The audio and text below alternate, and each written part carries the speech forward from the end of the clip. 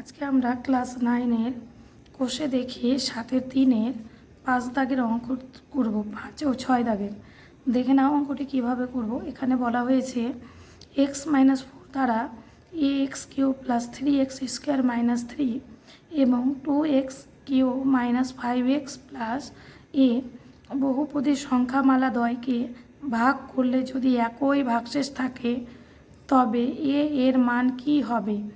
এখানে দেখো এইটুকু আমরা কিভাবে বের করব দেখে নাও। আগে আমরা শূন্য বের করে নিই। দেখো প্রথমে আমরা বের করব 5 দাগের অঙ্কটি। আমরা প্রথমে দেখো অঙ্ক আমি তুলে নিই, তোমরা দেখে নিবে অঙ্কটা। প্রথমে দেখো x-4 = 0। এটা দেখো এটাই আমরা নির্ণয় করছি প্রথমে। বা দেখো এক্সের আগে এদিকে দেখো মাইনাস আছে, এইদিকে করলে প্লাস হয়ে যাবে x = 4। এখানে চিহ্ন না দিলেও হবে, তাই আমরা চিহ্নটি দেইনি, দেখে নাও। তারপরে এটি দেখো ধরি, এবার আমরা ধরে নিই f(x). প্রথমে আমরা শিখেছি এগুলো, আমার যারা এগুলো দেখোনি প্রথম থেকে ভিডিওটি, তারা আমার চ্যানেলে গিয়ে এগুলো দেখে নেবে, তবে সব বুঝতে পারবে। প্রথম থেকে যদি ভিডিওটি দেখো তবে সব বুঝতে পারবে তোমরা। এখানে দেখো এবার আমরা দেখো এর মান কত পেয়েছি আমরা, এক্সের মান 4। তো আমরা এক্সের জায়গায় আমরা 4 লিখব, সমান দেখো যেখানে যেখানে এক্স আছে সব জায়গায় 4 লিখব আমরা। কিউ + 3 4² - 3। এখানে দেখো এ আছে, এ আমাদের থাকবে। 4কে যদি আমরা 3 বার এভাবে গুণ করি, 4 × 4 × 4 মানে 4 × 4, 4 4 16, 4 16 64। তা আমরা এইভাবে করতে পারি না, এখানে 64 আসছে আমাদের। 64 প্লাস এখানে 2 বার গুণ করলে 4 4 16, 3 × 16 - 3। দেখো আমি একবারে পুরো ভেঙেই করাচ্ছি তোমাদের। এখানে দেখো এর সঙ্গে যদি 64কে গুণ করি, আমাদের 64 এ হয় প্লাস 3 16 48 - 3 সমান দেখো এখানে 64 এ, এখানে দেখো প্লাস 48 থেকে যদি আমরা 3 বাদ দিই তো কত থাকে আমাদের 45, এই আমাদের। এবং 2 নম্বরে দেখে নাও, 2 নম্বরে আমাদের কি বলতে চেয়েছে। 2 নম্বরটি দেখো এখানে 2x² - 5x + a। আমরা এখানেও ধরে নিই, ধরি এবং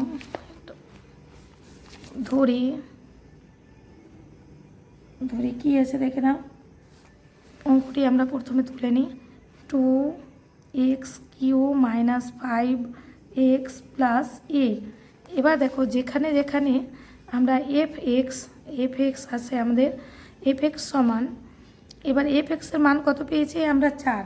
তো আমরা এইভাবে লিখতে পারি না, fx সমান 4, fx-এর মান 4, তাই আমরা 2 × 4³ - 5 × 4 + a এটি করতে পারি। তো আমরা যদি এটি লিখি, 4কে 3 বার গুণ করলে 64, 64 তো আমরা এইভাবে করি, 64 - 4 5 20 + a সমান 64 দুগুণে 8 12 - 20 + a সমান দেখো এখানে 128 থেকে যদি 20 বাদ দিই তো 108 + a। এবার দেখো এখানে আমরা কিন্তু পেয়ে গেছি। হ্যাঁ, এবার আমরা প্রশ্নানুযায়ী নিয়ম বের করব। আমরা প্রশ্নানুযায়ী মানে প্রশ্নায় অনুসারে আমরা করছি। দেখো এখানে 64 এ প্লাস 45 সমান 108 + a। এখানে দেখো এটি আমরা পেয়েছি প্রথমটি, এটি দ্বিতীয়টি আমরা লিখে নিয়েছি। বা দেখো আমরা এগুলো যেখানে যেখানে চল আছে আমাদের সেগুলো একদিকে করব, সংখ্যাগুলোকে আমরা একদিকে করব। 64 এ, এখানে দেখো এর আগে প্লাস আছে, এদিকে এলে মাইনাস হয়ে যাবে, তো আমরা লিখব -e সমান 108 আছে, 108 বসাবো। 45-এর আগে দেখো প্লাস আছে, এদিকে এলে মাইনাস।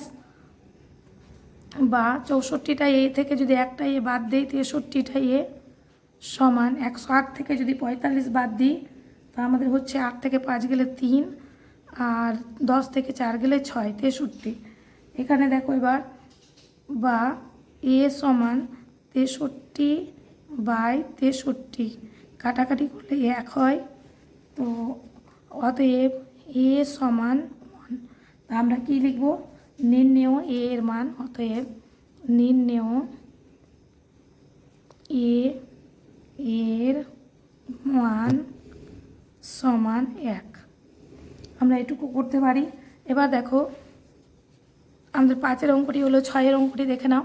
6-এর অঙ্কটি কী বলেছে? x³ + 2x² - px - 7 এবং x³ + px² - 12x + 6 এই দুটি বহুপদী সংখ্যামালাকে যথাক্রমে x + 1 ও x - 2 দ্বারা ভাগ করলে যদি r1 ও r2 ভাগশেষ পাওয়া যায় এবং যদি 2r1 + 2r2 = 6 হয়, তবে p এর মান কত হিসাব করে দেখি।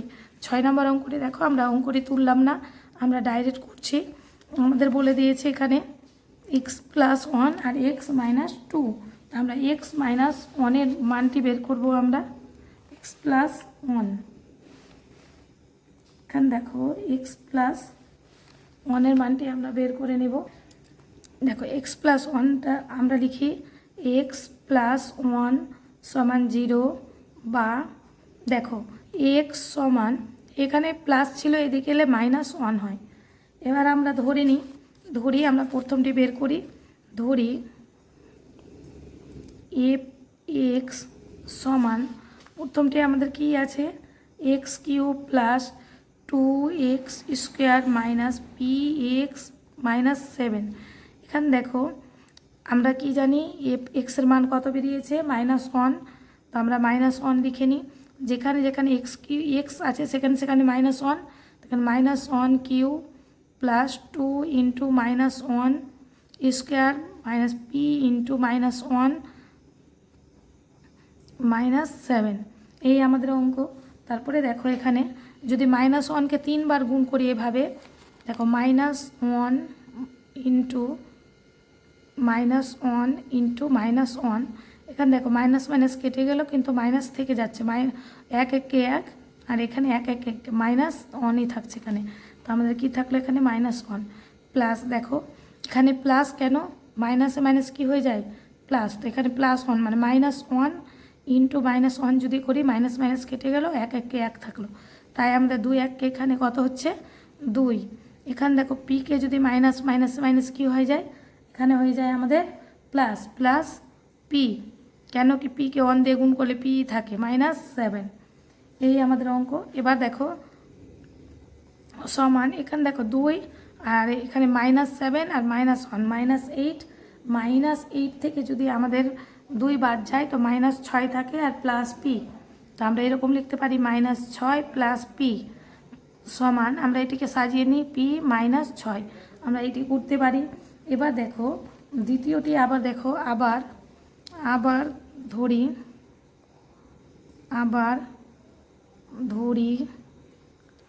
fx সমান, কি বলেছে দ্বিতীয়টি?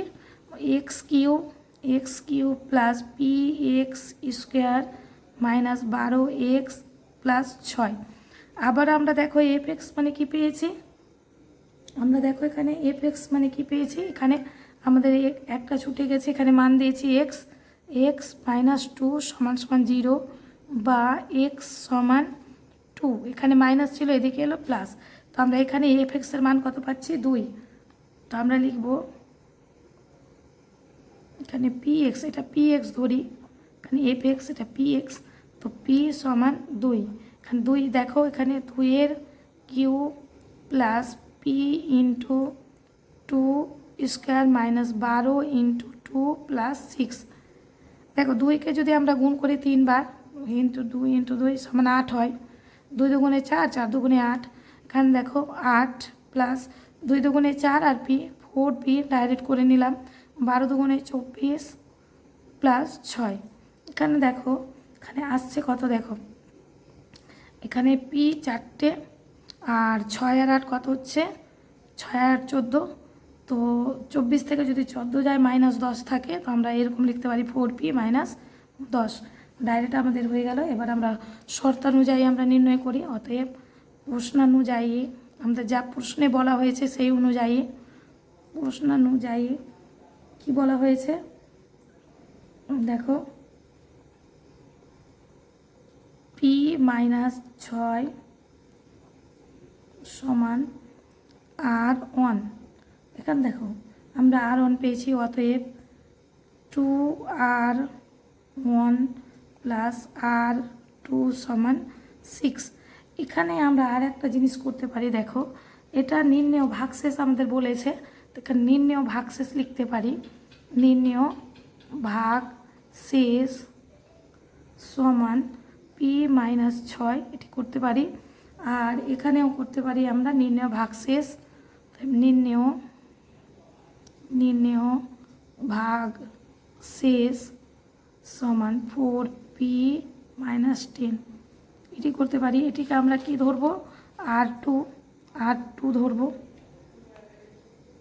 আর এটি আমাদের কত হচ্ছে R1, এটি আমাদের R1 ধরছি আমরা, R1 এটি R2। এবার দেখো আমাদের এখানে 6 বা 2p - 6 R1 এর মান আমরা বসিয়ে দিলাম, প্লাস 4p, R2 এর মান কত আছে 4p - 10, 4p - 10 R2 এর মান বসে গেল, সমান 6।